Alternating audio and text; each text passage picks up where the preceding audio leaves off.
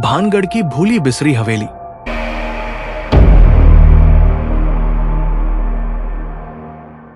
भारत देवताओं, राक्षसों, श्रापों और बेचैन आत्माओं की कहानियों का देश है। कुछ कहानियां तो बस लोक कथाएं हैं, कुछ कहानियां अंधविश्वास है, लेकिन कभी कभी वे भयावह रूप से सत्य होती है।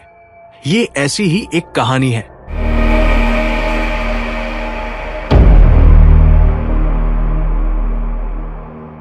जयपुर के एक कॉलेज में इंजीनियरिंग का आखिरी साल था। 4 लड़के रोहित, समीर, अंकित और देव एक दूसरे से बिल्कुल अलग नहीं थे। वे एक ही हॉस्टल में रहते थे, साथ में मौज मस्ती करते थे और ज्यादातर नौजवानों की तरह रोमांच के मूड में भी थे।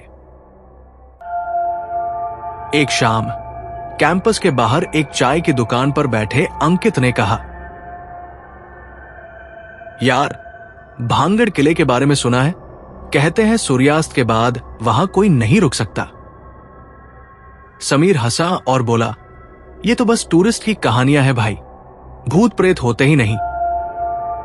रोहित, जो ग्रुप में सबसे बहादुर था, आगे झुका, तो चलो साबित करते हैं। आज रात भानगढ़ चलते हैं, किले के पास वाली हवेली में एक रात बिताते हैं। देव, जो सबसे शांत था, असहज होकर बोला, लोग कहते हैं जो अंधेरे के बाद अंदर जाता है वो जिंदा नहीं निकलता।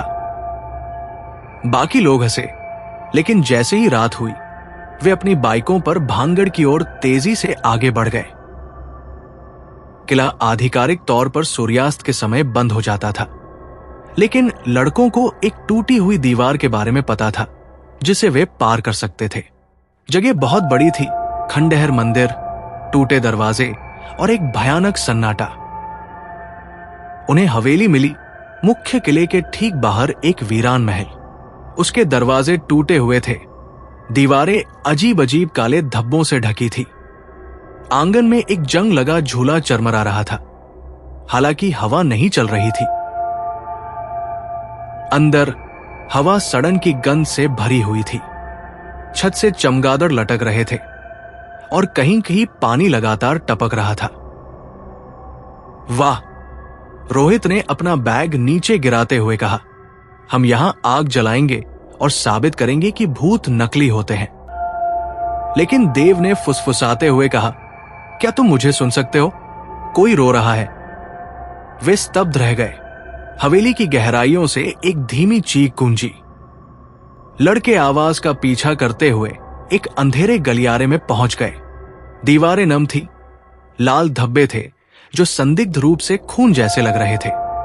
गलियारे के अंत में एक बंद लकड़ी का दरवाजा था। पीछे से एक महिला के रोने की आवाज बहरा कर देने वाली थी।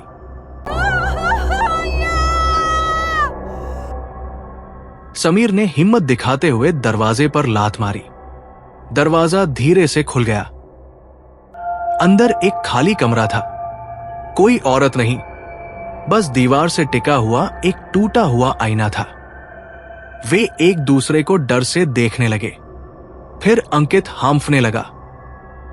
आईने में उनके पीछे लाल साड़ी पहने एक महिला खड़ी थी। उसके बाल उसके चेहरे को ढके हुए थे और कंधे हिलते हुए उसकी चूड़ियां हिल रही थी। वे तुरंत पीछे मुड़े, वहां कोई नहीं था। दहशत फैल गई। चलो चले, देव चिल्लाया। लेकिन जब वे वापस भागे तो हवेली का मुख्य दरवाजा बंद था। उन्होंने कितनी भी जोर से खींचा, वो टस से मस नहीं हुआ।